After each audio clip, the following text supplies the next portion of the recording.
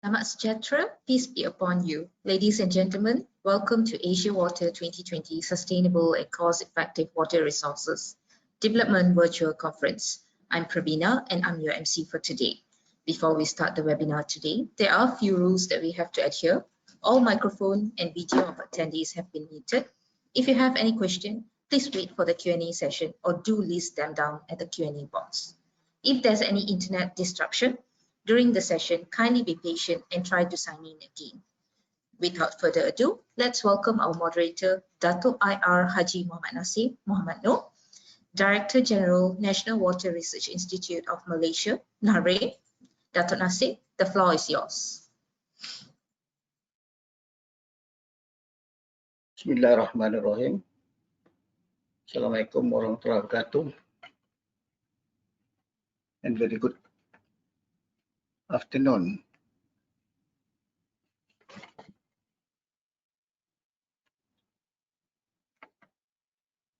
Okay. First of all, thank you to Asia Water for such opportunity. And we have a very interesting topic today, sustainable and cost-effective water resource development. And without further ado, I'd like to introduce the first speaker.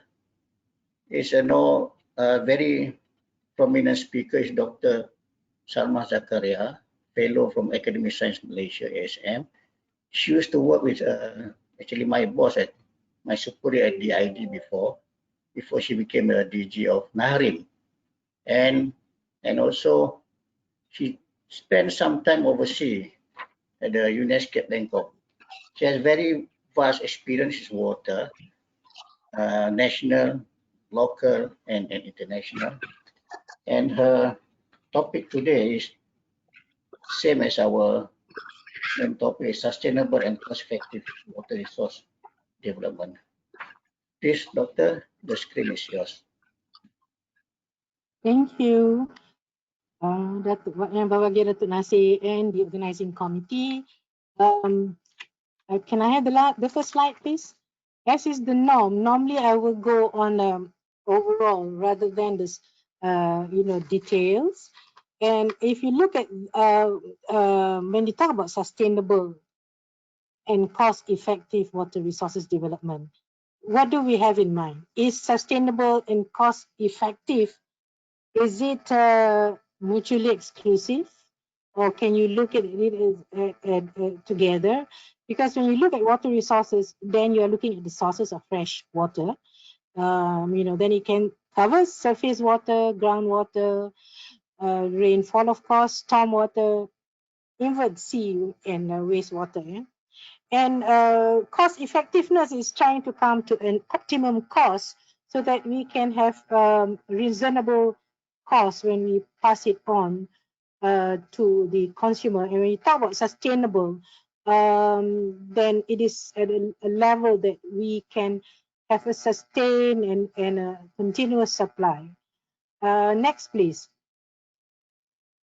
When we talk about sustainability, it always have to be connected with water security. And when you talk again about water security, next, it's not only looking at water supply. I think the focus of most people is to think about water supply and the water resources that is needed for water supply. Unless and until we equitably share our water needs between the economic activities and then understanding the water-related hazards and climate change, as well as the very important ecosystem, we are always going to have problems of balancing these things. So how should we move forward? Next. I'd like to just look at this typical water supply, what do you call that, station or lodgy, and you will see that they will just indicate the water source like, some block of small area. Next. And if you look at the water treatment plant, at Rantau Panjang, which is currently or the previous 3 times we have been affected by water cuts. When you look at it, you can see the fact that the treatment plant is rather covering a small size as compared to the source of water from the Sungai Selangor. Can I see the next one? The water sources, of course, river and things like that. This is Sungai Selangor, and the treatment plant is somewhere in the center, as I've shown it. And it is so huge. And this is the one thing that everybody needs to understand: the fact that all those water that comes into the river is actually falling from the whole river basin. So as it crosses, it will carry with it whatever pollutants it encounter. And you are also sharing this what do you call river, not only for water supply but also for drainage. There is no two things like a vein and an artery in our body system. There's only one river. Of course, we try to emulate that by having the water supply pipings as well as the sewage piping. But when it comes to the river, which is the natural drainage system, you also share with it the discharge and the pollutants from the rest. Next. And here again, you can see that the complexity when you look at the rivers, it transverses a number of local authorities, and these local authorities are normally having their own administrator. And that's why it's rather important that we have a river authority, a river basin authority, the way that we have set up for Selangor, luas for Selangor, and trying to manage it. Next. Next, please.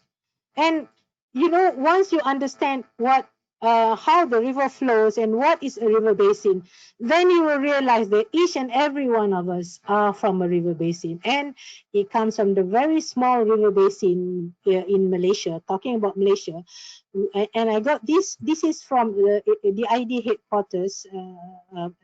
The slides, and you can see that the smaller rivers is about 2,800 in numbers, and the bigger rivers that you can see identified here is about 190 numbers. Next.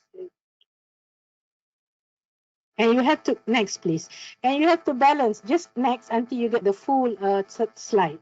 And you just have to balance whatever you want from the water resources for all the areas, issues that you want water to be available for. As I say, economic, the people, economic, industries, environment, and other areas, tourism and things like that. And I think since after 1992, around 1995, we come up with what do you call that? This integrated water resources management with 3 universal pillars or requirement. That is the economic requirement, the social equity, the 3 is the universal values, United Nations universal values, as well as the last one is environmental sustainability. And within the Academy of Science, we have proposed the 6 pillars, as you see on the last, in our publication on the in 2016. The normal enabling environment, institutional roles, and management instruments that is with the IWRM since it started, and we've added on the need for adequate financing, as well as the need for strategies, you know, and as well as what are the operating mechanisms. So these things, then we can come out with all those integrated water resources management perspectives, river basin, flood, and disaster risk. Previously, the focus was on the sciences, but if you are to make sure that this is effective, We've got to move it from the sciences to the government and all agencies as well as the society, the communities and private sectors, simply because we are all stakeholders and we all live in the river basin. Next. And 2018, the UNEP report indicated that Malaysia in Southeast Asia, I just pick up the Southeast Asia report here, is number 5 in a group of 7, below Philippines, Indonesia, and Cambodia. Despite that, the integrated water resources management policy was first introduced to the Malaysia plan in 2001. That is 20 years ago. Next. This is what we are looking as we move into the 12th Malaysia plan. This is this particular house was actually identified by a group that were drafting the paper for APU. And the focus for 12th Malaysia plan in terms of objectives will be 2, looking at water security and sustainability as well as economic opportunity. So, for the 5th Malaysia plan, the need for us to accelerate the implementation of IWRM so that at some point in the future, say 2040, we can have a water sector transformation in which we can have the water sector as an vibrant economic sector. And for this, we are looking at the driver being the people. And when we talk about people, we are looking not only those from the government agencies or the private sector. People means every single stakeholders, the public sector, the private sector, as well as the communities at large. And the enablers include to ensure that our governance is in place. At the moment, we've got, we all know in Malaysia that we have this dichotomy between state and federal. But then there are certain policies that we can use to smoothen things up. And we know that insofar as information is concerned, it is with so many agencies. And not necessarily that we only need water information. We also need land use information and also some other economic information. So how do we reorganize this? This is something that I think if we are looking at moving forward in terms of having a dynamic economic water sector, we need to make sure information of quality is available generally for various levels of people. And then the finance. Malaysia has been so fortunate, I think, all this while, we have been getting the government to finance the water sectors, whether it is flood mitigation, water supply, or sanitation.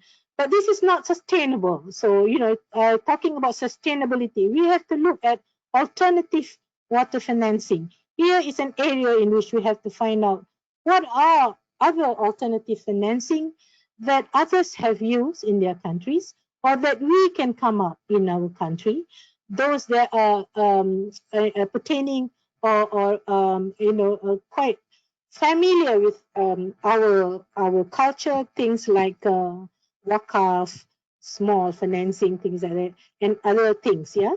And then the infrastructure and technology. Like it or otherwise, the world is moving very fast. We are already talking about IR. We are just now, we have been talking about IR 4.0 in the industrial sectors. And we are starting that in the water sector. At the same time, I think you must have been listening already about people talking about IR 5.0 and 6.0. So we cannot let go of the infrastructure and technology. Under information, it also includes the need for us to upscale our research and development and to ensure that this innovation can be commercialized so that many of the things that we are using can be homegrown. So this is my take when you talk about sustainability and cost effectiveness. You cannot leave one sector. It has to be looked holistically together and balancing between one to the other. Thank you very much, Dr. Nasir.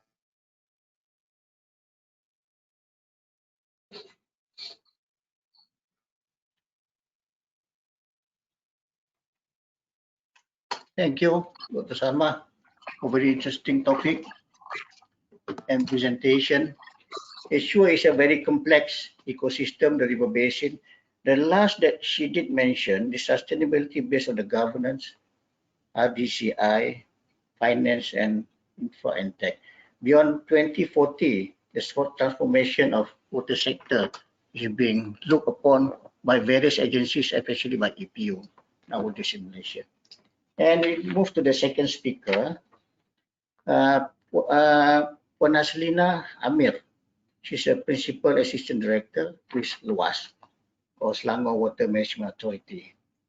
She has almost 20 years experience with LUAS, and we know that LUAS is the first kind of board or agency that handling the river basin. Something that very not easy to emulate, but LUAS so far done a very good job in handling a lot of river problems and especially in managing rivers water in the state of Selangor.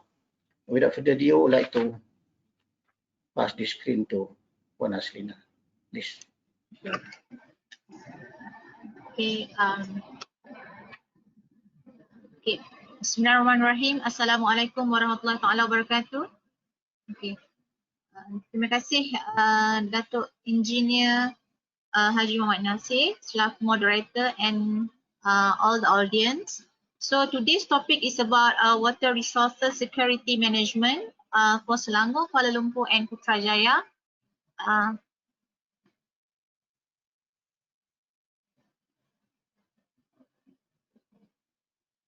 Okay.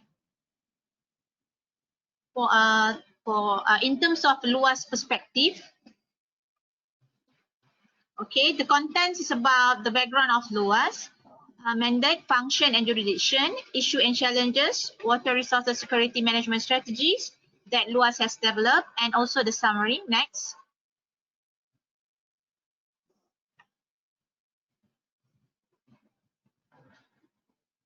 Okay, for informations, it is a summary of the backgrounds of LUAS.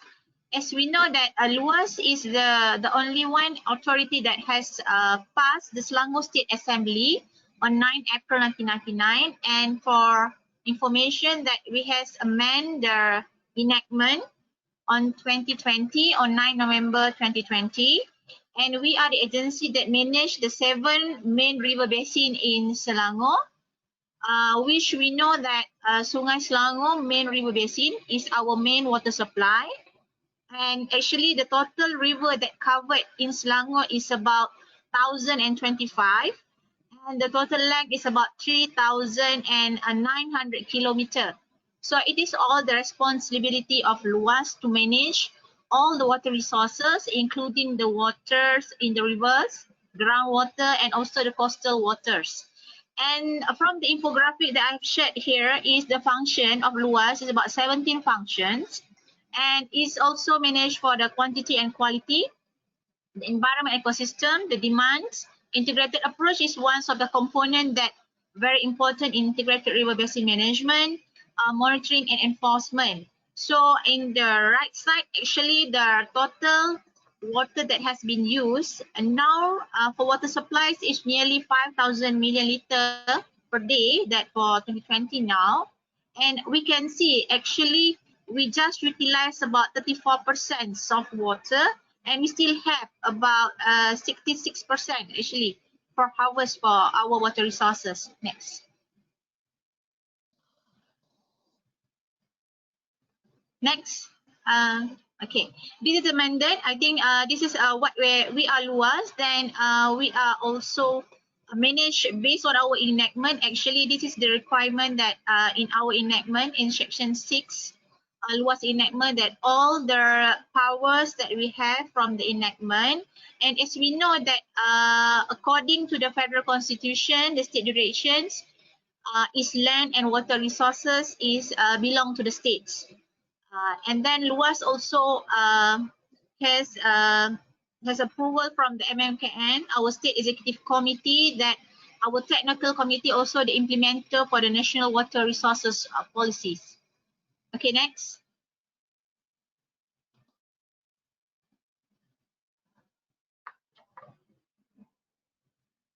Okay, this is the function, but I think maybe we can just look into the infographic to make it more clear. We see that the green, the orange box, the water resources, is where we are, Luas, that manage all the water resources and all the river basins. While Selangor, that we can see in the green box and the light green, is the agency or is the agency that manage the water treatment and also for the supplying the treated water to the consumer. So we are from the consumer point of view, actually the water that we have from our tap is from the Selangor. Okay, next. Next. Okay, this is our jurisdiction. We can see how the separations between function, between the water resources, water usage and used water. We can see that Luas is actually in the components of the water resources, that we are the agency that manage the catchment, including the water catchment of dam, rivers, river basin, and all the groundwaters. While the other department is also together with Luas that also manage the river basin. We have Department of Environment, local council, and all the other agencies. And we know that the water usage, it is all the sectors that use the water, and this is the function of Luas to control all the activities together with all technical agencies. And from all the activity that has used water will discharge also back to the river. So this is how we must manage our river basins from the upstream until the downstream pipes. Next.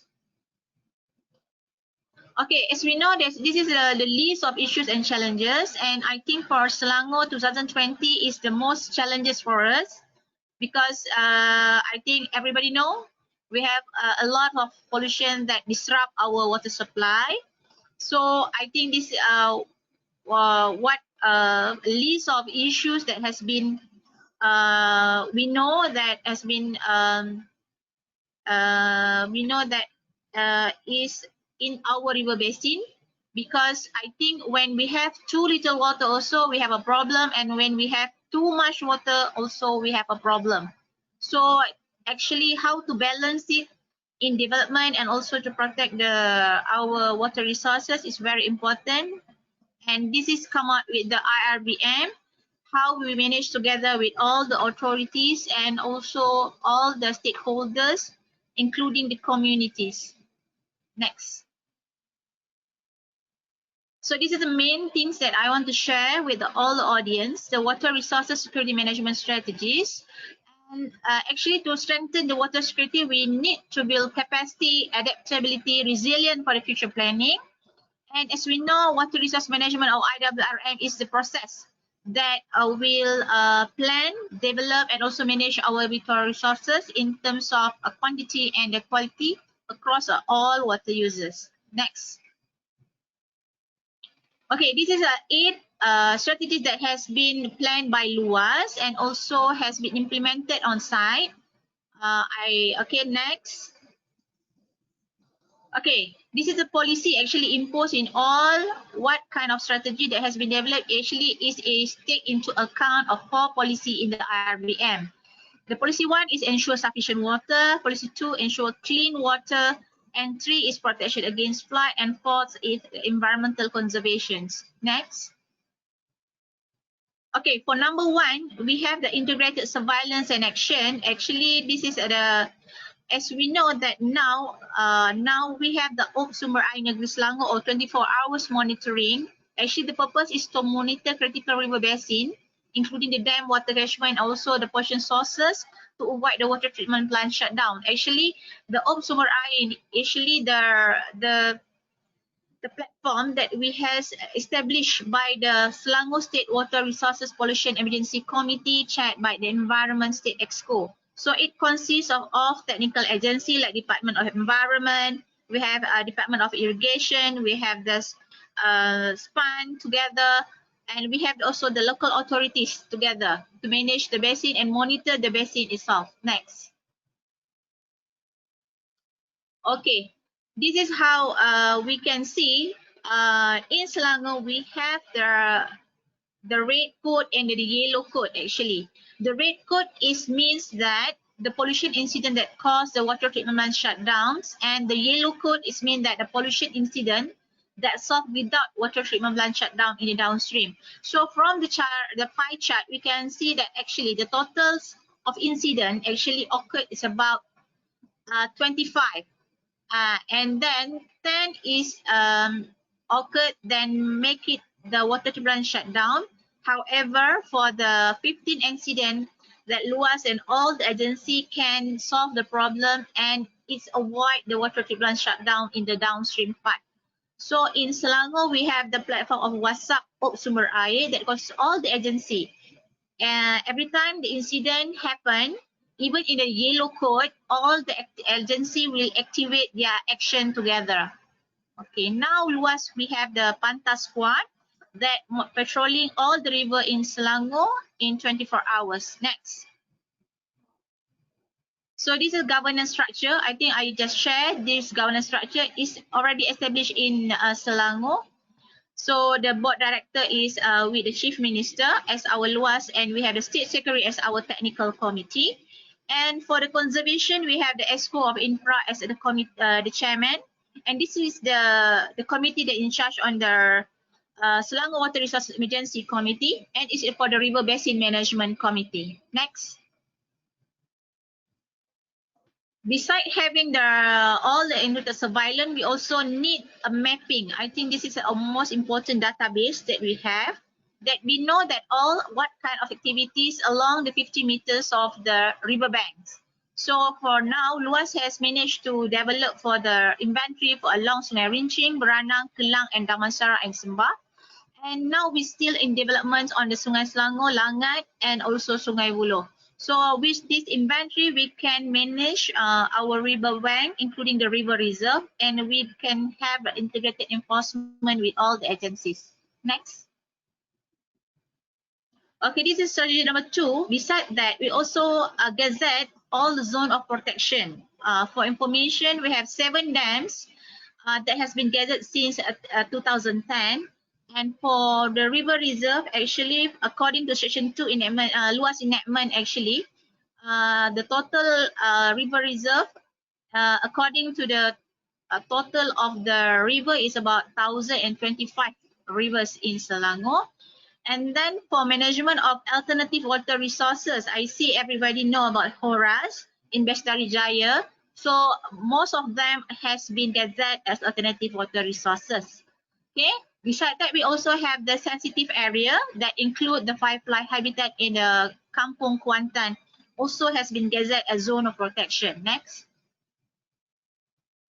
For number 3, actually, for controlling the quantity and the quality, actually all the licensing and the charging or the written permission actually managed according to our LUAS enactments.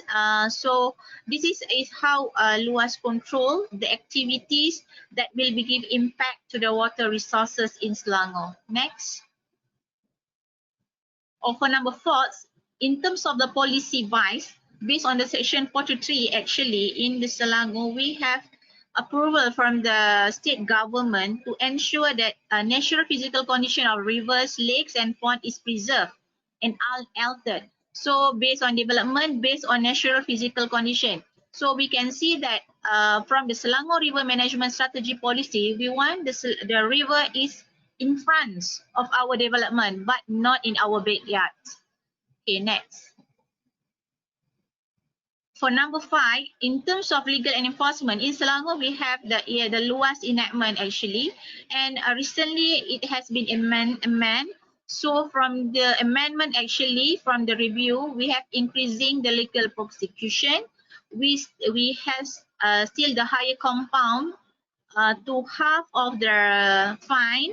Then we also have the fine to the minimum is about 2,000 ringgit until the maximum is about 1 million for the any violations of pollution that occurred in the water resources. Beside that, we also have incentive for the whistleblower. Next. So number 6 is about alternative water resources. As we know that we have gazetted about 20 alternative water resources. Actually, most of our ex-mining plan or lakes in Selangor as the water zone of protection. And actually, we can reduce dependency on dam water release, and we can optimize our water in the river during the high flow. So this is a picture of all the ponds that we have. And in the future, we will have the Horas 3000s.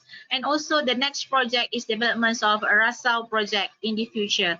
Most of like Semenyetu, Labuhan Dagang, most of them is the plant that use the lake as the water resources.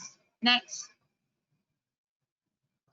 This is the operations of water pumping operation that use our alternative water resources, which are in the Bestari Jaya, and the capacity, the maximum until 1,800 million liter per day. Next.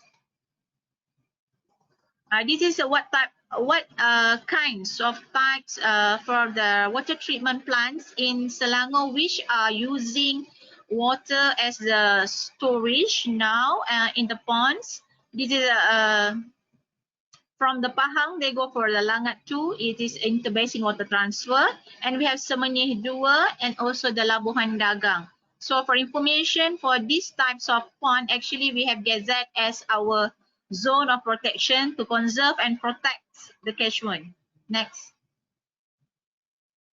So for number 7, we have beside the action in terms of physicals and also the legal parts. So in terms of the river rehabilitation roadmap or plan, actually for the short-term and long-term strategic action, it includes a policy for river development and rehab.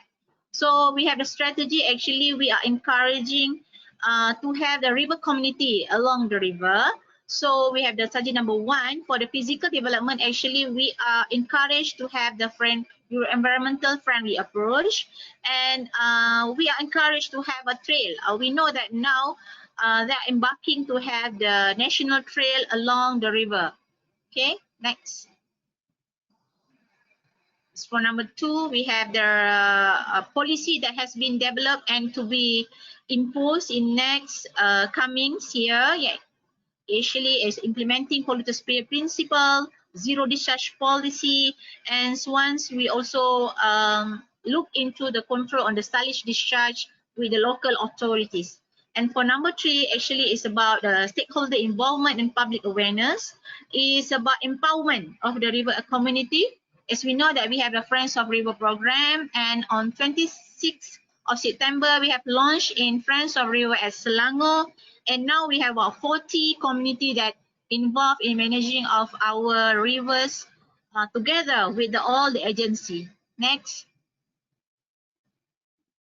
And the last but not least is strategy number 8 is about technology application. I think nowadays we are very keen to have the application of IoTs and also the relevant technology for surveillance. As we know, for LUAS, we have the LUAS Intelligence Support System, that the system that optimizes the available water resources. We have the database on the Integrated Water Resource Information Management System, which integrate all the data on the river level, dam capacity, and also data from the Department of Environment, Meteorology, Selangor, and also the Department of DID. And we also have a station of telemetric station to monitor the water quality and quality. Next. Okay, beside that, as we know that although pollution is one of the issue that has been faced for Selangor State, and so we are in the meantime, we are trying to trace what kind of instrument that or technology to trace the odor pollution. That, as we know, the total organic carbon is one kind of instrument that has been used to track what kind of the organic compounds in the water. But however, LUAS still observe what kinds of the availability technology on site. About drone is about the ones of the technology that has been also we look into. And for the critical time on 2014, we also embarked to the cloud seedings. It is one of the methodology that has been implemented to ensure the quantity of water in Selangor. Next. Okay, the last slide from me. So to ensure the water security is actually we need the political will and commitment. As we know that law and policy making is a good points or very important points. So as I said before, the polluters pay principle, zero discharge policy is a policy that will be in the future will be implemented in Selangor. And we also need the interstate understanding. Is mean that because about for river basin that across the state, like from Bernam that we share from Perak, and we have our neighbor from Negeri Sembilan that share together in the Semenyih. Then for resources, yes, we need the financial cooperation and technology investment, and also enough the human resource for field and enforcement. That's how we establish the Pantas Squad for LUAS to ensure that the security and the protection of our river in Selangor. For the stakeholder accountability, I think all the agency must take their own jurisdictions directly or indirectly impacts toward the water resources and work together with us, LUAS. And I think the consumer or the public also must play their important role together with us to ensure that our river is safe. And I hope with all the commitment from the stakeholder, we can protect and conserve our water in Selangor. I think that's all. Thank you.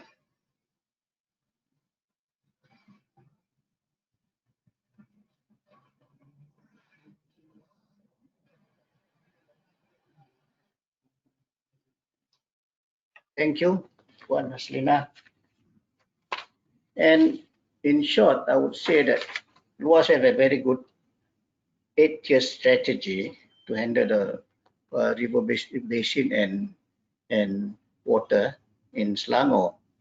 It's the only agency, I would say, that manage water according to basin-wise.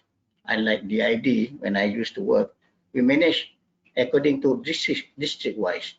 And it's something very strange at first, but now LUAS has matured after 20 years. They have shown that the river basin wise of management is something to look upon, and it will be very good in the future, I believe so. And the next speaker is rather special because it's duet type of presentation between the Associate Professor Dr. Shu King Yang from University of Wollongong, Australia, and Professor is expert in sediment transport, fluid mechanics, and hydraulics and water resources, and also one of founder for coastal reservoirs in the world, I would say, together with his co-founder also, Engineer Lim Sin Po. Mr. Lim, I think we know him as one of the prominent consultant in Malaysia, and he has done a lot of studies and research and design and sort of engineering works in this country. Okay, without further ado, I'd like to invite both of them, please. Thank you, Dr. Nasser. Good afternoon, my friends in Malaysia and worldwide. Thank you very much for your invitation. It's my great honor and also humble to accept this opportunity and my view about sustainable and cost-effective water resources. I know Selangor or Kuala Lumpur will one day will be next another Shanghai. So this time I talk about Shanghai's experience and then to observe what they have and then what their solution and whether this one we can borrow the idea to solve our problem or not, to get a balance between sustainable and cost-effective water resource management. Next, please. So the topic is about cost reservoirs. We're going to answer two questions here. One, what quantity and what quality. In case KL don't have enough water, in terms of quantity not enough, we say cost reservoir will be the solution. One of the example you can see here, we have the dike and then in the sea and fresh water, we're filling this one inside the fresh water cost reservoir in the sea. And if you have enough water, but you don't have good quality water, your water is always very dirty. How to do that? Offshore storage. That's happening in Shanghai. Okay, next please. We say, next please, next. Yeah. We say the water, we have so many problems. And then the most important problems, we say water problems. Always we can say quantity or quality problems. Next, please. I will talk about number one and number two. That means Shanghai's problem, how to solve. And currently, yes, Shanghai have solved the problem, but we know the technology always improve. And then the second step, that's our proposal. We still can improve Shanghai's water management, sustainable and also cost effective. And then Professor, that Managing Director Simponin will talk about number 3 and number 4, Malaysia's problem. We need to borrow the Shanghai experience to solve our problem. Okay, next, please. Shanghai's problems. Next. Okay, why I choose Shanghai and then to compare with Malaysia? Because the many things are similar to each other. If you look at Shanghai's population and also Malaysia's urban areas, people's population, the number almost the same. Look at the GDP, almost the same. And then both places are the same also in terms of water. That means you have huge amount of water, and then Malaysia, you only use 2.7% of your water resources. And Shanghai, even less. We have enough water, but the king is water quantity, water quality. So also to solve this problem, how to do that? Shanghai says cost reservoir is the solution. Till now, they have 4 cost reservoirs in Shanghai, but Malaysia, we should improve this one. We should increase this number. And off river storage, Shanghai also use this one to, I will show you how to do that. The problem is always, as I said, in your country and Shanghai, they don't have the quantity problem. They have enough water, but they have quality problem. Quality is the king. Next, please. Look at the Shanghai. Why Shanghai has so much water? Because we have the Yangtze River, and the Yangtze River is the largest, one of the world's largest, number 3 largest river. How many people live in this basin? If you put all the people in Europe countries put together, that's the number live in Yangtze River. So you can imagine everybody's wastewater will come to the river and eventually come to Shanghai. So they will have the water quality problem. And if you look at, I don't know whether you can see my mouse, and then originally Shanghai's drinking water comes from Huangpu River. If you look at my mouse, and then but this water quality becomes worse and worse. Like your one, now you drink water from Selangor River, Lucas. Originally they have the same problem. They drink the water, and now they shift the water source to coast reservoirs here, Qinchaosha, Chenghang, and Dengfengxisha, something like that. And to save the money, they also want to use this water. This water not always dirty, but sometimes good. And then they want to develop this one, and then they use the off-river storage to solve the problem. Next, please. Okay, look at it. This is the Taif Lake. one of the largest lake in Shanghai, and then the water go to the rivers, Huangpu River, and then this is Shanghai's mother river. Originally, Shanghai people drink water from this river, but now the whole lake has been polluted. This is the algal blooms. You can see this water definitely has problem for drinking. Next, please. So they have to find the solution. The first problem, they need to have high quality water for industry. In Shanghai, in this year, 1978, they built the largest steel maker here. And then this from here to here, only 50 kilometers. The water used for cooling for industry, very, very high, 50 ppm for salinity. But this one, normally the salinity is much higher, even higher than our drinking water. Look at my drinking water. It is salinity 250 ppm. So impossible to achieve this one. So this is a high risk for the steel industry development. And at the beginning, because this one was designed by Japanese specialists, and then the builders didn't pay attention to the water quality requirement like your development. Water people always underestimate the importance of the water quality. And then how to solve this problem? They don't have the idea. Overnight, one engineer got the idea. Why not build a reservoir here? They call it Baogang Reservoir in this year. They construct. They had a sensor here to measure high quality water when the salinity lower than 50 ppm. They open the gate, so they take the water, and if your salinity higher than this one, they close this one. Till today, 100% certified water quality. Next, please. Next, please. Yeah, look at the Huangpu River. Every year, how many days of the river water is stink and black? In 1995, 300 to 29 days. The river water is very heavily polluted.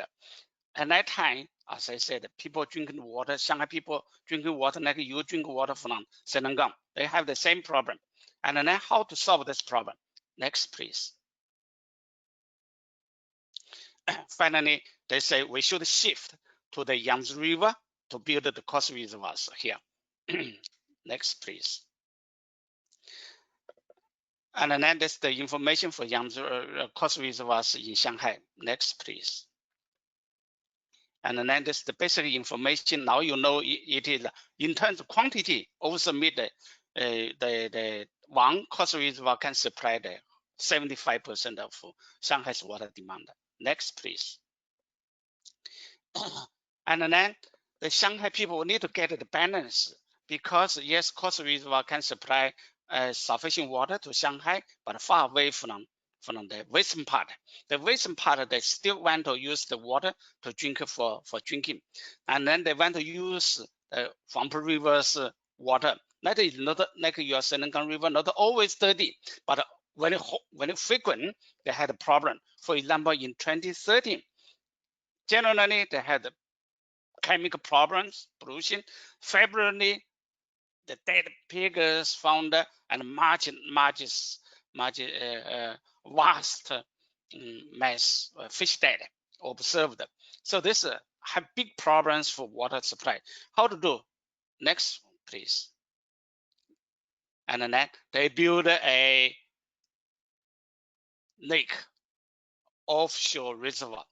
They have the sensor here to measure your water, incoming water quality. If the quality not good enough, and then the intake will be closed, and only high quality water will come to here and then pump to the western Shanghai. Next, please. So they use these two methods to solve problems. Now we need to discuss, can we further improve our water quality from class 2 or 3 to class 1? Next, please. Yes, we think we can, because we have to apply the idea of SPP. First one, you have to separate different water quality. Same thing like this one, we need to separate your traffic if we want to solve the traffic problem, you should have the line in the center of the run, and then separate the car based on it is flow direction or based on it is plate.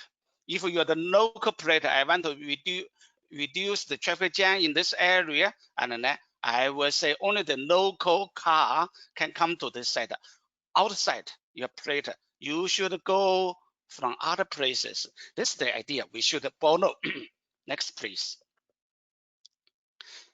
Now, currently in our Selangor, in our all the reservoirs, dams, in water bodies, in Malaysia, we like this one. We have the heavy raining, 100% clean water flow to our water body, and also other different industries, and then also have this pollutions, and then two of them mixed together. This one we don't have separation. In future, we should have sensor to measure the incoming water. We should have the gate to regulate the water. We should have the dike, the red color one. If your water quality is very good, I will open the gate so your high quality water will go to the center for storage for people to drink. If your incoming water is polluted, I will close this one so all the pollutants will flow to the ocean without the storage. So we have to achieve this one for zero pollution to our water body.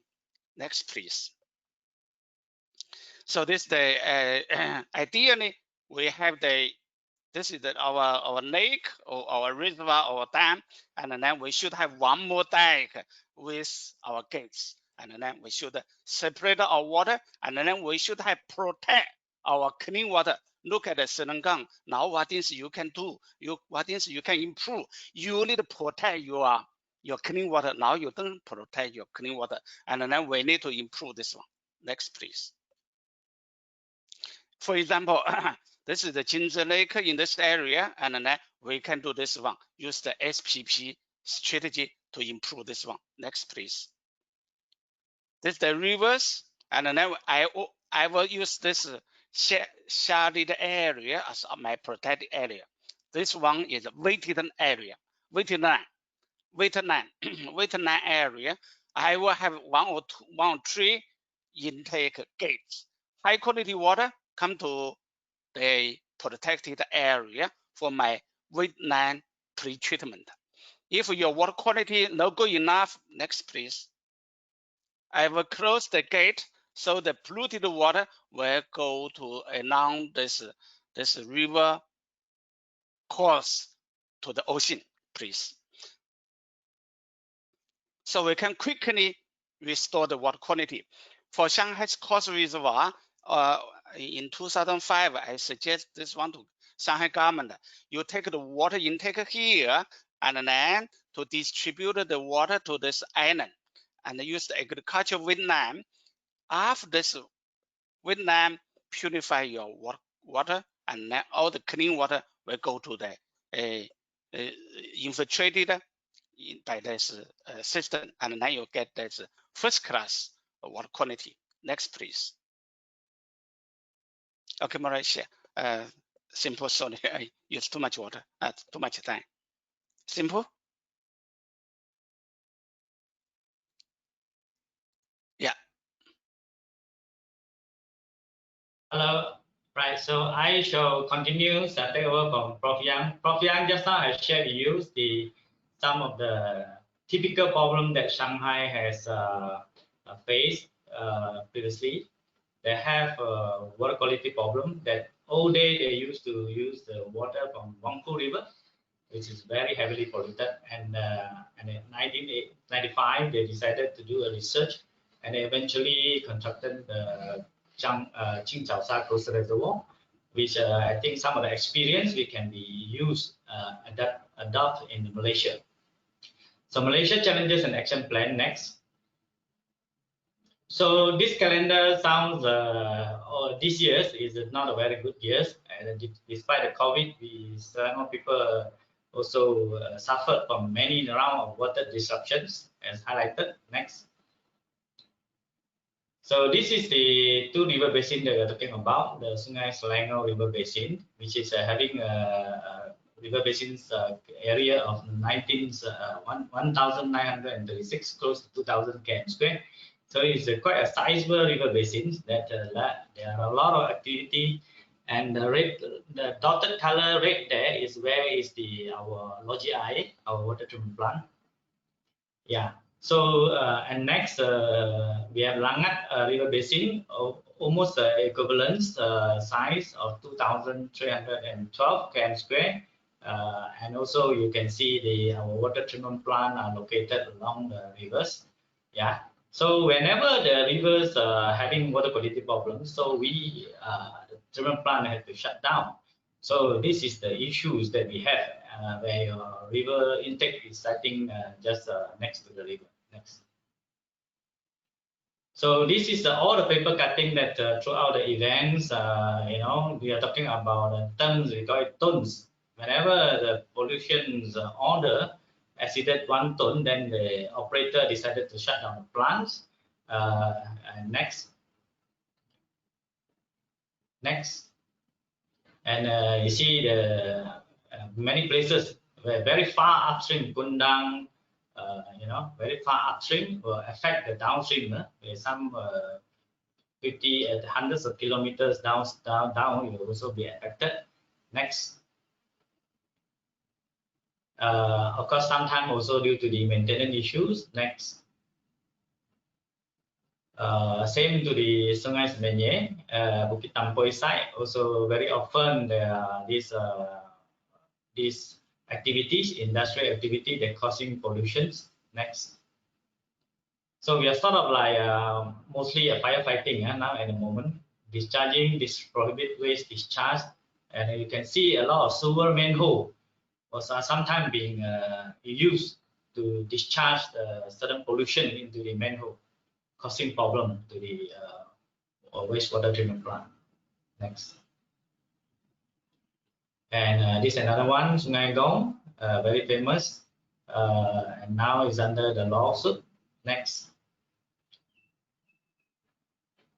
So there is another cutting on the solvents. And talking about solvents, it was reporting that but we were thinking that perhaps the SPAN or LOAS should have made known to the public what is the chemical components inside these solvents that is a concern that can cause a concern to the public health. Because as part of the education, I think this should be made known to the public. Next. Yeah, water disruption is everybody not very happy about this, and especially we are in one of the capital, most advanced in the country. Next. And treatment plant shutdowns, 290 areas was experienced scheduled water supply. Very painful this year. Next. Next. Next. Next. So it's all talking about order, pollutions. Next. So, okay, of course, we should be thankful to the governments that under the leadership of this ministry, and also the cashier, Dr. Sri Jaini, has been laid out a series of strategies which I believe is on the right track. The government is already announced going to constructing more tapes. We call it Takaman Pinggiran Sungai, or in English we call it off-river storage, to provide sufficient storage for future use. Next. And water security, it was told also at the moment we are at 1% only. We have government decided under this CASA decided to increase the buffer to 20% buffer for Selangor area, and as I was told, this should be the policy for other states as well. But of course, this will also means government will need to put in a lot of resources in the next few years if we were to increase this buffer. Next. And NRW has been, past few years, government has pumped in a lot of money on this, trying to improve the NRW. And we can see the result of some of the states, like also in terms of Selangor, have increased quite a lot from the previously 40% to 30%, and aiming to drop further to 20%. Similarly, the state like Malacca have achieved quite a good achievement. Penang is one of them, and many other states is now working. Government is working, spending a lot of money on this NRW program. Next. And CASA, this is one of the programs that I feel is very good. If you talk about sustainable solution and cost-effective solution, I would say this is one of the very fantastic program laid out by the government on the Danai Sungai Kebangsaan that have been launched very actively recently. Next. And reducing pollution source, I think this is one of the key that we have to look at by having more centralized wastewater treatment plants, like what we have now. That we know Bangsa already have one for the KL area, and we have another one Langat area we already have, and we should have another one at the Selangor area definitely, and also for the Semenyih area. And this should be implemented, centralized wastewater treatment plant. Next. And water conservation, reduction of from 230 to 180 liter per capita per day. This is also a very great effort by the governments, knowing that we are actually using too much of water. And in Penang stage, we are told some even go as high as 270, as compared to the world standard of 150 liter per capita per day. Next. And amendment of law is necessary, as you can see, due to the reasons this water pollution cases. As I say, everything that is good and bad. All this order and pollution case has actually expedited the changes in the amendment of the law, which is come in time. There are a lot of amendments have been done. Next. Yeah, next. So, of course, in addition to that, I would like to make 10 recommendations in today's presentations by saying that you know, our treatment plant technology is keep on there are new technology can come into the picture, as highlighted by Dr. Sama. Also, I was told that this ozone, this odor can be treated by ozonation system. I think this should be perhaps being looked into for the Selangor cases. See if there is any opportunity to adopt new technology, not only ozonation, but any other new technology in our water treatment processes. Next. Second, of course, the similar advancement on the wastewater treatment also should be implemented. And we can see a lot of our wastewater treatment plants here, even though we know it's compliance to the law or the standard A or B, but somehow we can see that the order part, it was not well taken care of. For example, if you pass by the Desa Park, you always have the good smell of this from the wastewater treatment plant. Similarly, for the Penang people who are staying near the Jelutong area, the Jelutong water treatment plant also constantly giving you a very good smell. That if you're sitting near to the McDonald's there, so I think this also should be the issue need to be taken care of. Next. And this is the recent press conference by Selangor government, EXCO, YB engineer Izam.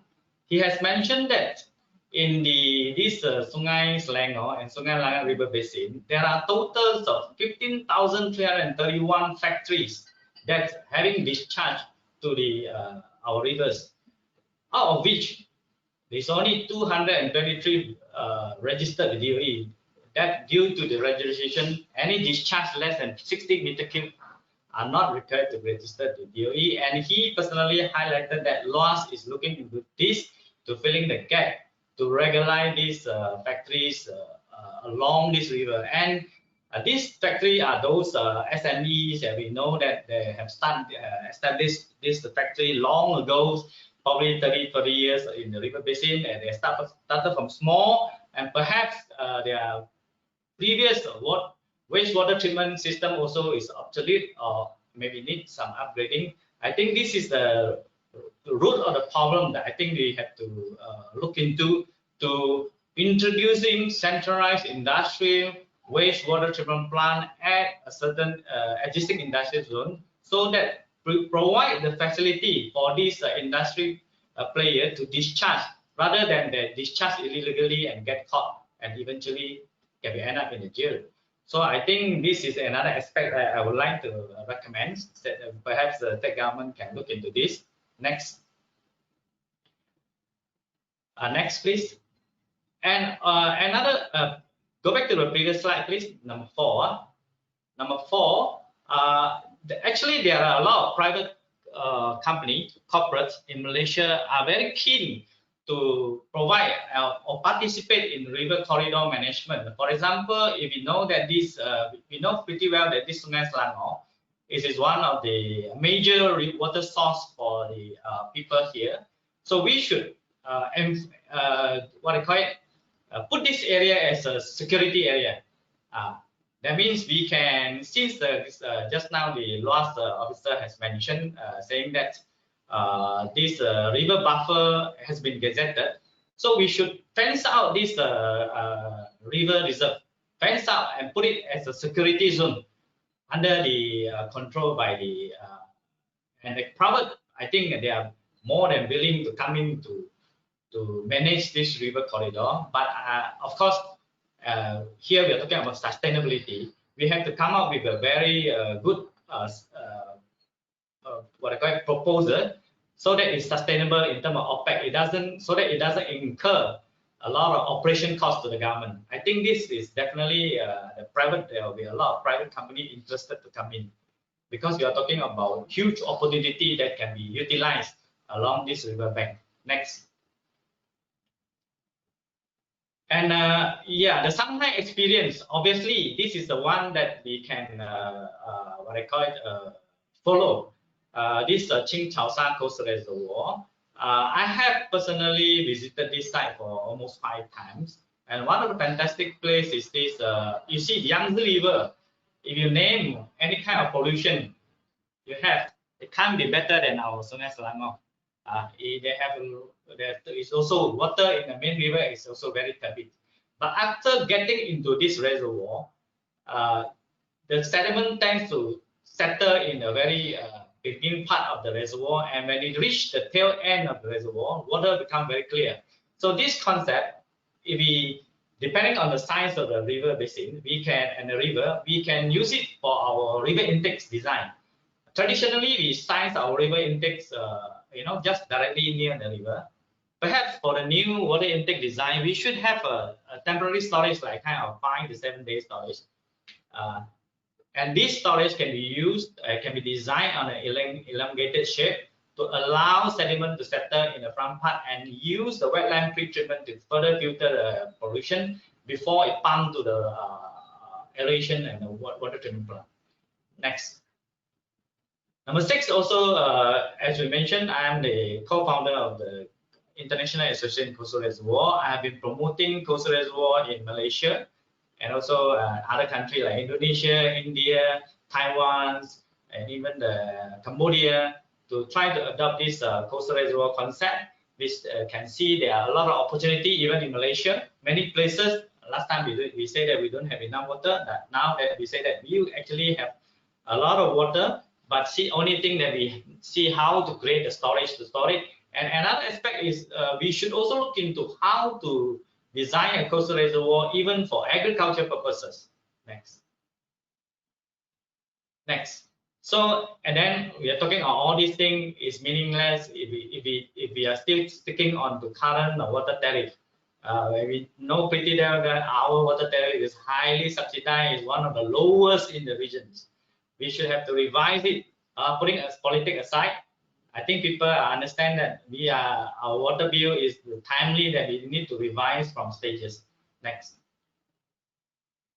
And of course, we have to introduce the total maximum daily load that been championing by the Department of Environment these few years, which I strongly support. Because why? Because like our Sungai Langat, for example, at the moment is already chronic. It's already unhealthy, I should say.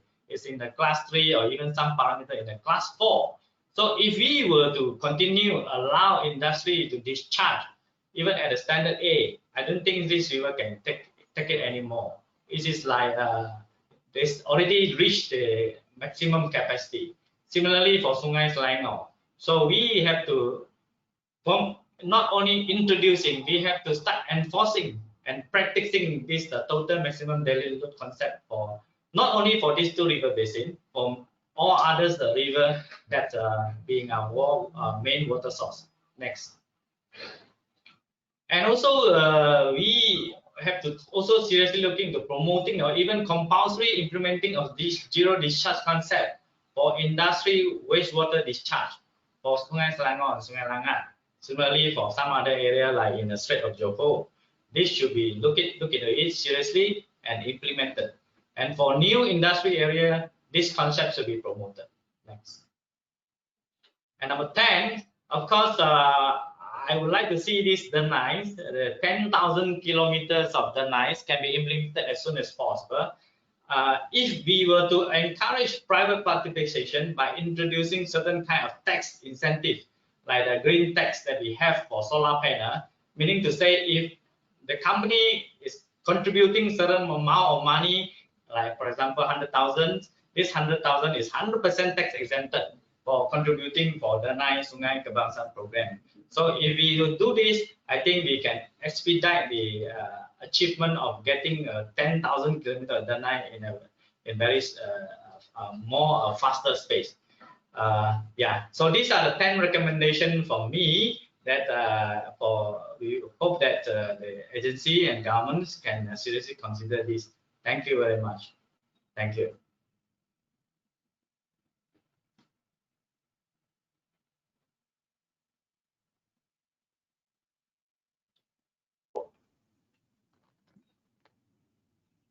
Thank you, Professor and Mr. Engineer Lim.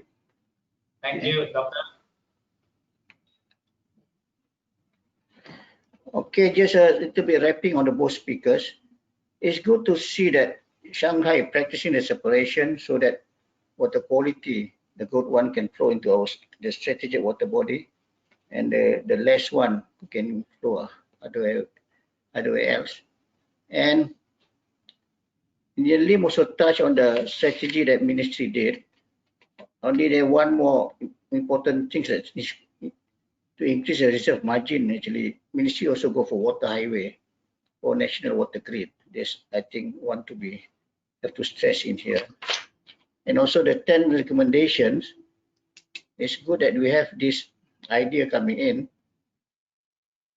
And with that, we have another almost 20 minutes. I had to pose some questions actually to our speakers. The first question I'd like to pass to our Honorable Dr. Salma. Yes, what is the prospect actually of applying nature-based solutions for disaster mitigated infrastructure to fulfill our climate change or climate action initiative? The prospect of Dr. Opportunity for climate change? The prospect of applying nature-based solutions. Okay. I think that is probably for me, the best for us to look at from the nature base. The issue is we are so used to using structure base. Sometimes we take time to be able to come up with some of the needs that can be nature based. One of the best solution is of course to look at the river basin perspective. For example, where are the areas that you can use as a detention areas and things like this. The problem sometimes is that when the agencies allocate certain areas to be detention and retention, these have been developed. And when they develop, that particular aspect of detention retention has not been considered. I have been, for example, in Yokohama, where they were developing the stadium for the World Cup. If you remember, back in the early 2000s, there was this Japan and South Korea. So they need a location to have this stadium. But that part is also a necessary for flood. So what happened is they built the stadium, but they retain it. That means the stadium is on a third floor, but below the flood water can still flow through, because like it or not, we are going to have climate change impact, and we have to take it seriously. And I think, as I said just now at the beginning, we need to look at balancing it. And I think the engineers in Malaysia, I'm very confident of our engineers, given the opportunity to discuss and to look at this. Probably Narim can lead, to come up with certain solutions and things like that. And also, there must be that awareness creation part. Unless you have that, then you're going to have a very difficult problem to move forward. This is what is happening, for example, in Singapore, where it goes hand in hand, so that you find people either do not throw rubbish into the rivers, or they are being fined. But for us, we always say the government should do this, the government should do that. We cannot expect the government to do everything, because we are all living in the river basin and we are all stakeholders. We have to take our own fair share of responsibility to help manage. So I say yes. Yeah, thank you, Doctor. Apart from the climate action, it's also a sea level rise. When Narim went to Australia last year under CSIRO, the Commonwealth Scientific Industrial Research Organization. Singapore actually looking at the same thing that Malaysia is trying to think or doing. By 2100, what kind of level of protection for sea level rise? And they are doing the same thing like us. In there, we are expecting about 0.7 meter sea level rise. So in nature-based solutions, what we're thinking about, our mangrove, what we're going to do with it? Are going to protect it, they use it as a protection, and also nature-based solution like coastal or beach nourishment, for example, you can still use it and approach and to use in the future. For the second question, I'd like to pass to Puan Aslina. In view of many incidents of water supply, interruption in Selangor due to water pollution, what are the measures that can be taken to avoid or minimize interruption of water supply? Seems we have a lot of disruption lately this year. And maybe another sort of question is, when we think, or do you think, or Luas think, or state government think, these other problems that keep disrupting our water supply lately can be solved? This one. Okay. Right. Thank you, Doctor, for the question. I think both of the question is related to the water disruptions. Then, as we know, actually, when we compare the situation between 2018 until 2020, in terms of the trends, we can see that actually on the 2020, we see that we face a lot of pollutions regarding of the odor pollutions.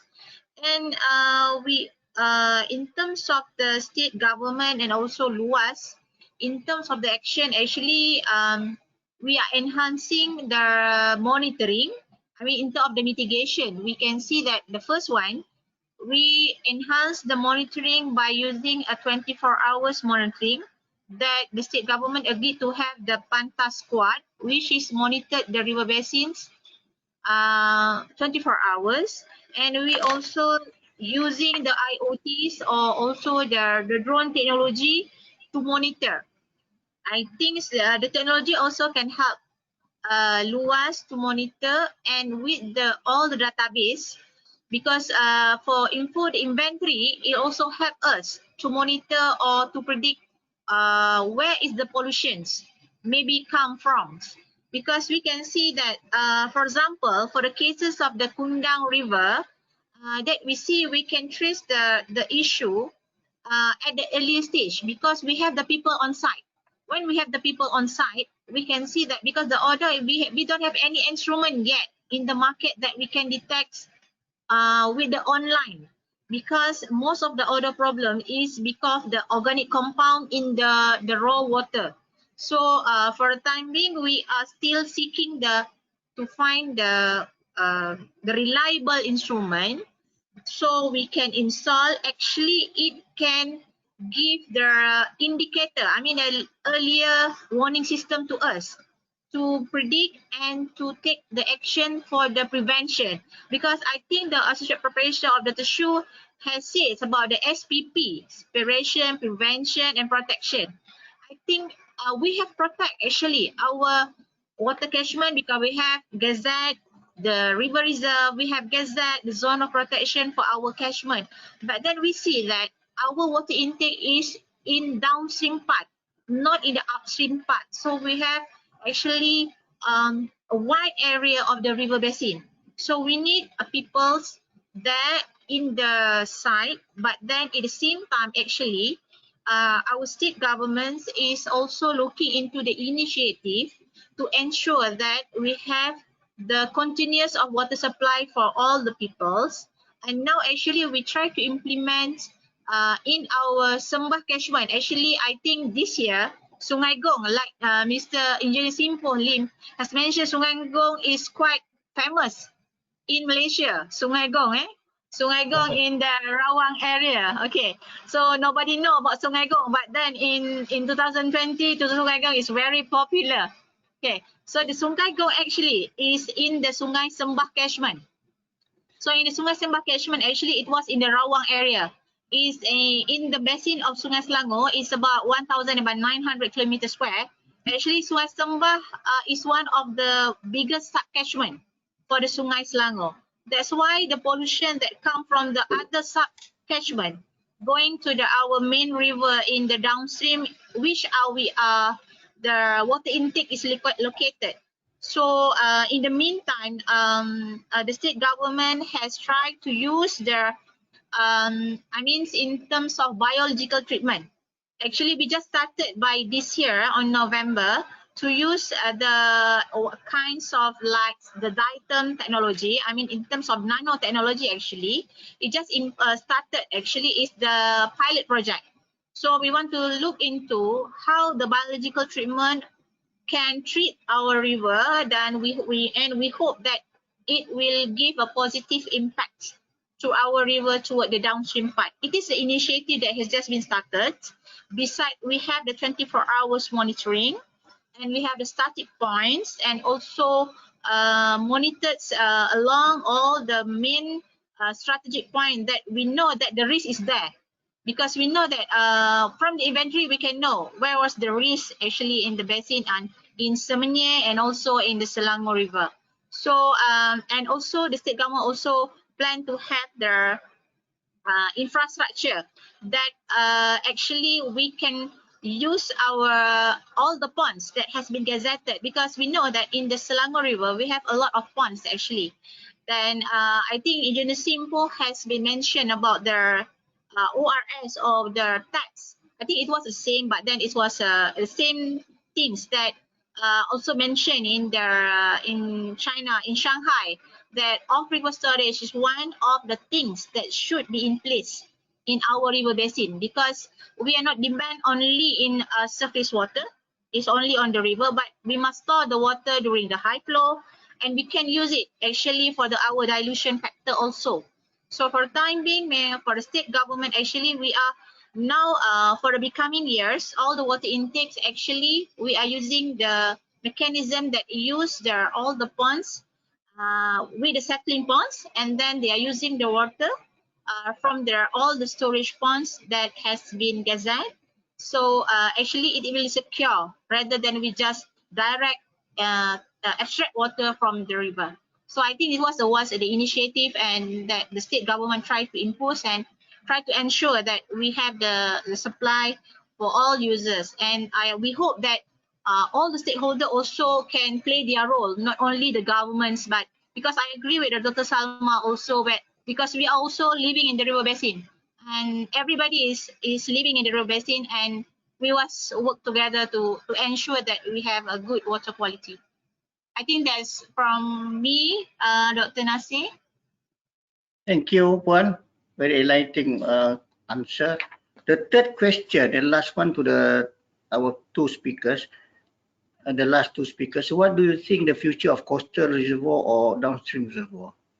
Will it help us or help the world or the country to fulfill our SDG needs? Please. Simple, please. You know Okay. better than me. Thanks, Doctor. So, of course, the coastal reservoir of river storage has been very strongly promoted and accepted in Malaysia. And under the, we are happy to see that now the flood mitigation, JPS, and also the JBA is under one ministry, that we can also see any opportunity to also even design a system that cater for both, for flood mitigation as well as water resources. Even though there's a conflict of interest, but then it always can be designed, giving which as a priorities. And secondly, for coastal reservoir, after many years of promoting in Malaysia, we can see obviously now JBA have conducted a study, coastal reservoir in Sungai Lebang, in Sungai Johor, and there are other opportunities such as Langkawi. We are thinking of also, like Doctor is aware, we maybe talk about the coastal reservoir second generation or third generation by incorporating even the underground reservoir as an advancement of the third generation coastal reservoir in Langkawi. And Penang, for example, actually Penang, you don't need to transfer water all the way from Perak. There are still abundant water from Sungai Muda that you can taste. You know, you don't have to, because you're talking about cost effective, you don't transfer water all the way from very far where it involves a lot of pumping costs. Same thing for other places like Malacca, Negeri Sembilan. So there are a lot of opportunity for this coastal reservoir implementation in Malaysia. And of course, Prof. Yang and us also being heavily promoted this coastal reservoir concept in Indonesia. We just have conducted a coastal reservoir webinar in Indonesia. Indonesia is going to embark on the North Java, a very huge this scheme of coastal reservoir, and also earthquake zone like Taiwan. We have been promoting, we're recommending a few to the Taiwan governments, because siting a dam in an earthquake zone is very dangerous. You are solving another problem, but you are creating another hazard potential to your peoples. So this, they are also looking into it, and we are in India as well. Maybe Suching, you want to add some more? Yeah, thank you. For what we are doing is trying to use the nature-based solution to solve our problem. For example, for very simple one, for flood problem or climate change or sea level rise, Singapore solution. Before the Manila Barrage closed, before the coastal reservoir, the CBD downtown area every year had a flood. Now they solved the problem because of coastal reservoir. And then very close to Singapore, we have Johor River, we have Purai River, but unfortunately, our forest city and our Iskandar are trying to use the desalination water. Probably we need to rethink about this one. And then desalinating water, I know that kill our ecosystem. For example, seahorse, very important one, mangrove or other things, and many problems. As a simple said, you solve one problem and then you create another problem, and then in the future we should try to solve this one. And also you mentioned about the older pollutions and this one in the river system, and we believe if we carefully design a off river stream, and then you keep high quality water, and then I believe KL people and other urban areas people always can drink class best quality water like your spring water. That's what I want to highlight. Thank you very much, everybody. Yeah, thank you, Professor Shu King. We actually, the time envy on us is at the end of our session. There are two more questions. One question to me on the groundwater. I'll answer it through emails, I guess. I will do it. And also Puan Haslina, we have another question, and will ask the secretariat to pass the question to image. For final notes, I'd like to thank all the viewers and the excellent speakers for very good presentations. And with that, I will pass this to the secretariat. Thank you. Thank you very much. Thank you.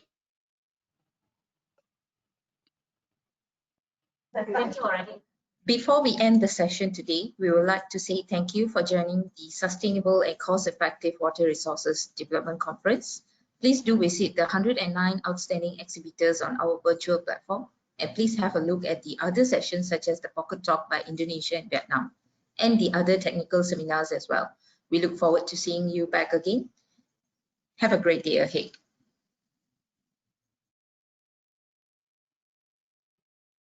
Thank you. Thank you. Bye.